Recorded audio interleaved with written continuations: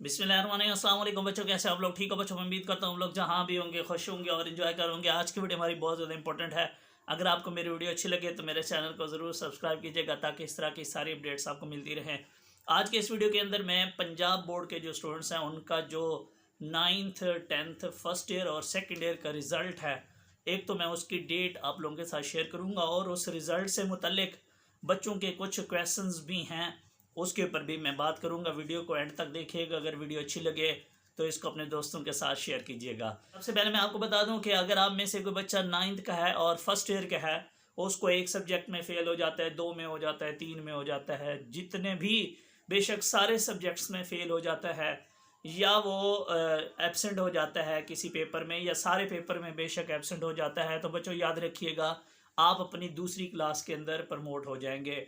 वो first year वाले second year में चले जाएंगे और 9th वाले 10th में चले जाएंगे। नेक्स्ट ईयर जो है आप लोगों ने उन सैप्लियों का दाखिला भेजना होता है अपने, जब 10th का आपने एडमिशन भेजना है या आप लोगों ने फर्स्ट ईयर का एडमिशन भेजना है, जब सेकंड ईयर का एडमिशन भेजना है तब आपने अपने फर्स्ट ईयर का भी एडमिशन भेज देना होता है। आप लोगों के लिए किसी किस्म का कोई सेकंड एनुअल एग्ज़ाम नहीं होता।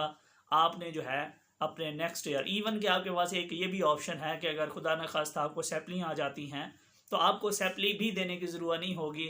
आप अपने पार्ट 2 के अंदर बच्चों मेहनत कर लेना तो आपको पार्ट 1 में उनके मार्क्स की बेस पे भी आपको पास कर देंगे। आपको टेंशन लेने की ज़रूरत नहीं है।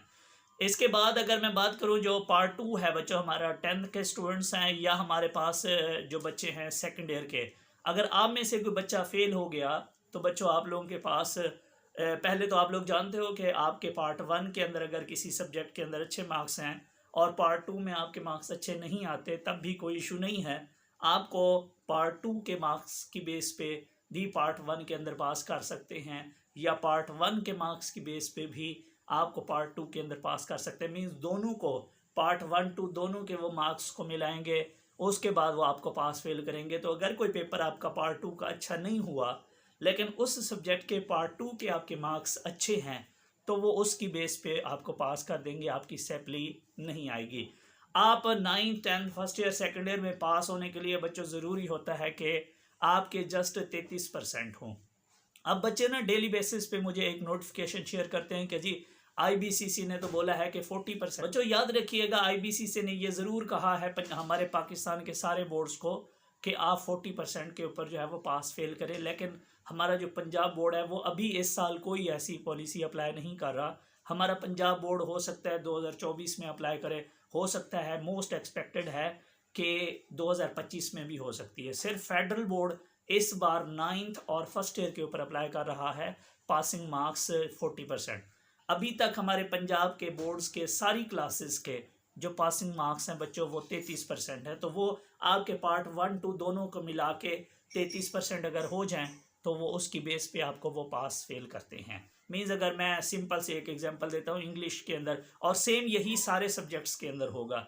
इंग्लिश के 200 मार्क्स होते हैं आपके फर्स्ट ईयर सेकेंड ईयर के, आपके अगर बच्चों उसके अंदर जस्ट 66 मार्क्स हों तो आपको वो पास कर देंगे, चाहे आपके फर्स्ट ईयर के अंदर 60 हों और सेकेंड ईयर के अंदर अगर आपके 6 नंबर भी हों तो बच्चों आपको फिर भी पास कर देंगे। क्योंकि बच्चे मोस्टली कहते हैं कि सर हमारे टीचर कहते हैं ऐसा नहीं होता, पार्ट 1 के अंदर अलहदा से 33% लेने हैं, पार्ट 2 के अंदर अलहदा से 33% लेने हैं। तो बच्चों ऐसा कुछ भी नहीं है, दोनों के अंदर आपके 33% हों तो काफ़ी है।